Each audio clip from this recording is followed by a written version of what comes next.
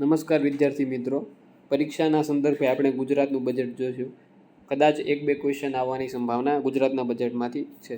તો પહેલાં તો ગુજરાતના નાણામંત્રી કોણ છે? તો કનુભાઈ દેસાઈ છે ગુજરાતના નાણામંત્રી. અને તાજેતરમાં તેમણે 3,70,250 કરોડનું બજેટ રજૂ કર્યું. આંકડો આપણા માટે ખૂબ જ મહત્વપૂર્ણ છે. 3,70,250 કરોડ. અને ગુજરાત 18 વર્ષથી મહેસૂલી પુરાંતવાળું બજેટ રજૂ કરે છે. એટલે સરકારની આવક છે એ વધારે છે, ખર્ચ છે એ ઓછો છે. અર્થશાસ્ત્ર અને આંકડાશાસ્ત્ર નિયામકની કચેરી છે જે બજેટ બનાવે છે, બરાબર, જે નાણાં વિભાગ અંતર્ગત આવે છે. અને પહેલીવાર વિધાન એપ્લિકેશનમાં બજેટ રજૂ કરવામાં આવ્યું. બજેટની થીમ છે સમૃદ્ધ જીવન સમૃદ્ધ આવક, લિવિંગ વેલ અર્નિંગ વેલ, વિકસિત ગુજરાત @2047. બજેટ ઉપર વારલી ચિત્રકળા અને કચ્છની ભાતીગર આહિર ભરતની બોર્ડર અંકિત કરાયેલી છે. અને પુરાંત કે તો 1,007 કરોડની પુરાંત છે.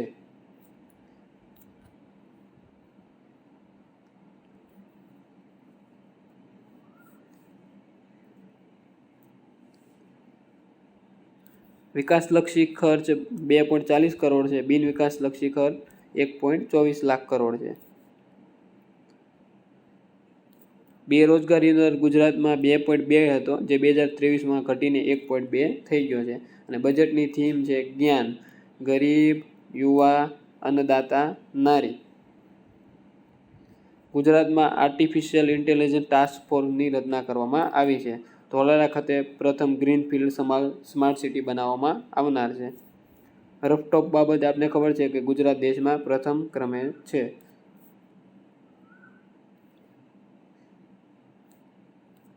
ભુજમાં આવેલ મ્યુઝિયમને પ્રિક્સલ વર્સેલ એવોર્ડ મળેલો છે, જેમાં વિશ્વના 7 સુંદર મ્યુઝિયમમાં સ્થાન મળેલું છે. આર્કિયોલોજીકલ મ્યુઝિયમ છે એ વડનગર ખાતે આવેલું છે. Gujarat natural farming science university છે, જે ગુજરાતમાં વિશ્વમાં પ્રથમ યુનિવર્સિટી છે.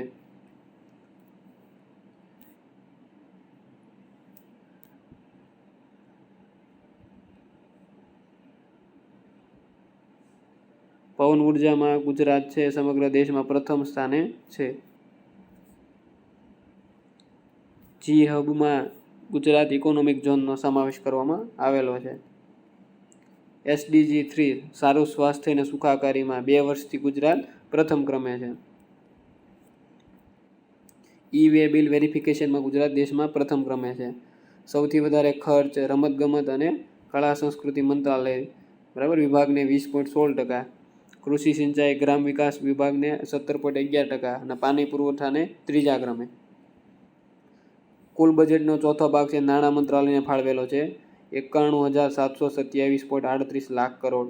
બીજો શિક્ષણ વિભાગ, ત્રીજો કૃષિ ખેડૂત અને કલ્યાણ સહકાર વિભાગ. રૂપિયો ક્યાંથી આવશે? તો સૌથી વધારે જાહેર દેવું 24.40, બીજા નંબરે છે રાજ્ય SGST 21.96 અને રાજ્ય વેરા જે GST સિવાયના છે એમાંથી 3જા ક્રમે.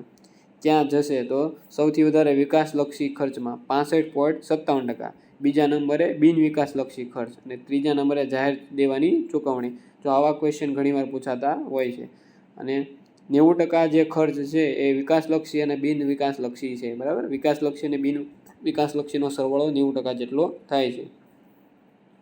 વિકસિત ગુજરાત ફંડ 5 વર્ષ માટે 50,000 કરોડનું કરવામાં આવશે, જેમાં આ વર્ષે 5,000 કરોડની જોગવાઈ કરવામાં આવેલી છે.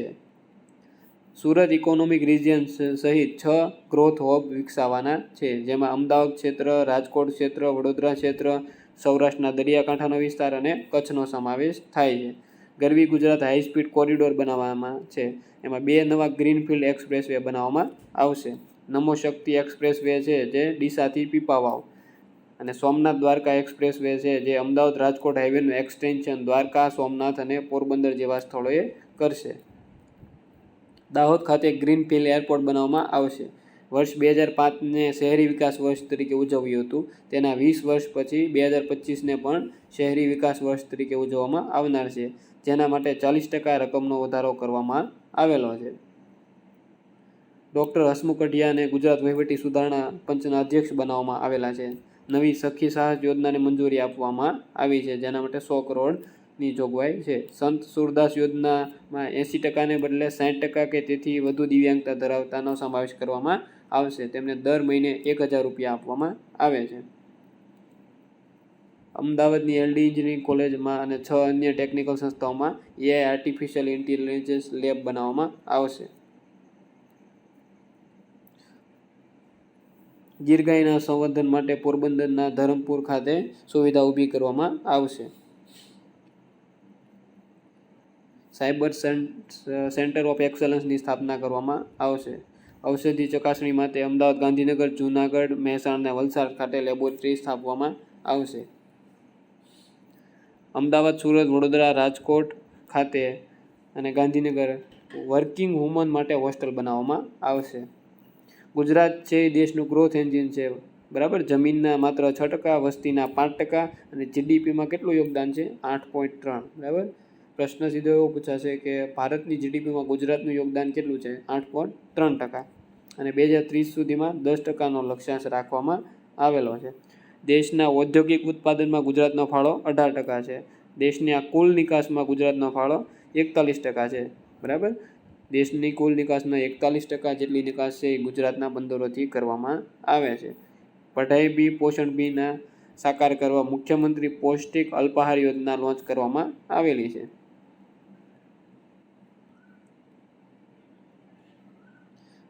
બજેટના 5 સ્તંભ છે. પ્રથમ સ્તંભ છે સામાજિક સુરક્ષા, દ્વિતીય સ્તંભ છે માનવ સંસાધન વિકાસ, ત્રીજી છે આંતરમાળખાકીય સુવિધા, ચોથી છે આર્થિક પ્રવૃત્તિનો વિકાસ, પાંચમી છે ગ્રીન ગ્રોથ. આ 5 સ્તંભ છે બજેટના.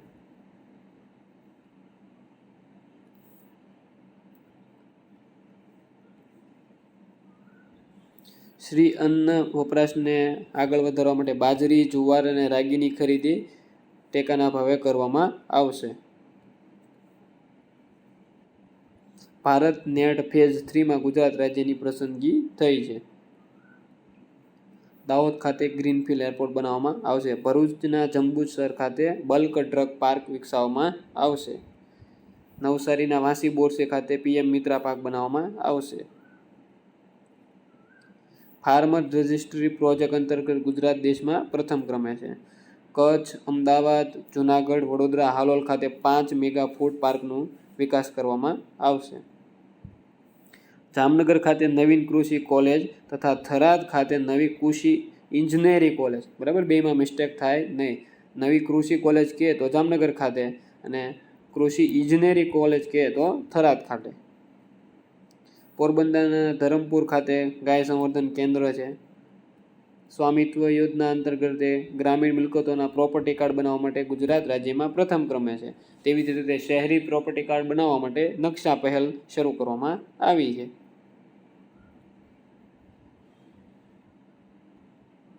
PM સૂર્યઘરમાં દેશમાં અગ્રસ્થાને ગુજરાત રાજ્ય છે. પર્યાવરણ વન વિસ્તાર બહાર વૃક્ષ આવરણ વધારવામાં ગુજરાત દેશમાં મોખરે છે. રાજ્યના દરિયા કિનારાને ગ્રીન વોલ થકી સુરક્ષિત કરવાના હેતુથી મિસ્ટી કાર્યક્રમ લોન્ચ કરવામાં આવેલો છે. કચ્છ વિસ્તારના ચાડવામાં રખાલ ખાતે હેણોત્રો કેપ્ટિવ બ્રીડિંગ સેન્ટર બનાવવામાં આવશે અને નવું પ્રાણી સંગ્રહાલય ડીસા ખાતે બનાવવામાં આવશે. ગુજરાતની મૂડી આવક અને મૂડી ખર્ચ છે જે મહેસૂલી આવક અને મહેસૂલી ખર્ચ કરતાં ઓછું છે. એટલે મહેસૂલી ખર્ચ અને મહેસૂલી આવક સૌથી વધારે છે. મૂડી ખર્ચ, મૂડી આવક એટલે લેસ ધેન આવશે. ઇકોનોમિક સર્વે છે ગુજરાતનો. ગુજરાતની જીડીપી છે ભારતની જીડીપીના 8.2% છે. લીડ્સ ઇન્ડેક્સમાં ગુજરાત છે એ પ્રથમ ક્રમે છે.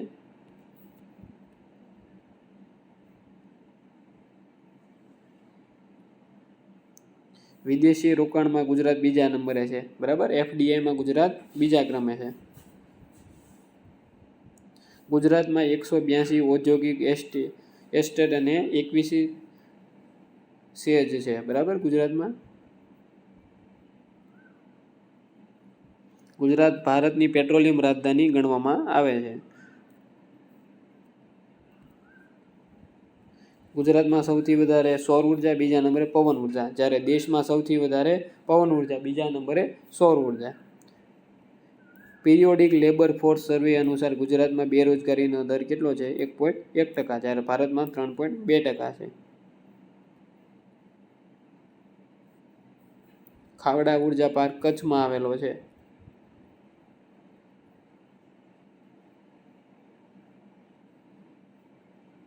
ગુજરાતમાં સૌથી વધારે જો કોઈ ફાળો આપતું હોય તો દ્વિતીય ક્ષેત્ર જે ઔદ્યોગિક ક્ષેત્ર છે 44.6%, જ્યારે ભારતમાં સેવા ક્ષેત્ર સૌથી વધારે ફાળો આપે છે. બીજા નંબરે તૃતીય ક્ષેત્ર જે સેવા ક્ષેત્ર, ત્રીજા નંબરે પ્રાથમિક ક્ષેત્ર. આ ગુજરાતમાં છે. સૌથી વધુ સરેરાશ વલસાડ જિલ્લામાં વરસાદ પડે છે, જ્યારે સૌથી ઓછો બનાસકાંઠા જિલ્લામાં પડે છે. આમાં આપણે ભૂલ કરવાની નથી, કચ્છ કરીને નથી આવવાનું, બરાબર. 2024ના આંકડા છે. મગફળીના એરંડામાં ગુજરાત પ્રથમ ક્રમે છે, જ્યારે કપાસના ઉત્પાદનમાં ગુજરાત બીજા ક્રમે છે. બટાકાના ઉત્પાદનમાં દેશમાં ચોથા ક્રમે, કેળાના ઉત્પાદનમાં 5મા ક્રમે છે.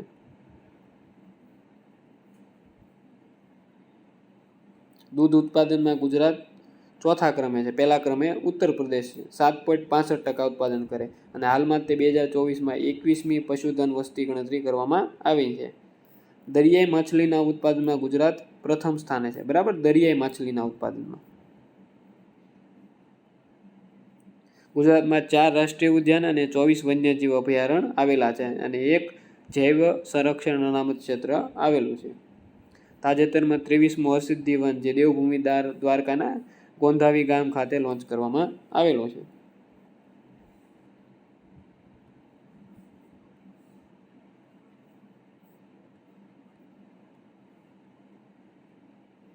ગુજરાતમાં કુલ 144 ટાપુઓ છે.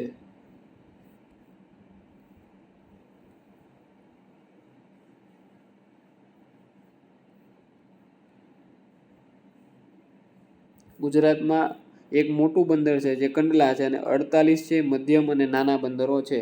ગુજરાત મેરીટાઈમ બોર્ડની સ્થાપના 1982માં કરવામાં આવેલી છે. કાર્ગો હેન્ડલમાં ગુજરાત દેશમાં પ્રથમ સ્થાને છે. ડિસેલિનેશન પ્લાન્ટ જે દરિયાઈ પાણીમાંથી પીવાલાયક પાણી બનાવે છે તે ક્યાં છે? ભાવનગર, ગીર સોમનાથ, દેવભૂમિ દ્વારકા અને કચ્છ. નીતિ આયોગના SDG 3 જે સારું આરોગ્ય અને સુખાકારીમાં સતત 2 વર્ષ ગુજરાત પ્રથમ ક્રમે છે.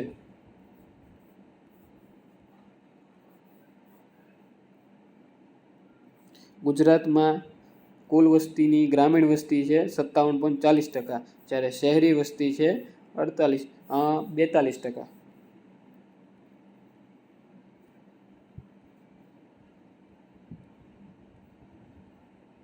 સ્વામિત્વ યોજનામાં ગુજરાત પહેલા ક્રમે છે, જે ગ્રામીણ રેકોર્ડ બનાવવાના છે ડિજિટલી.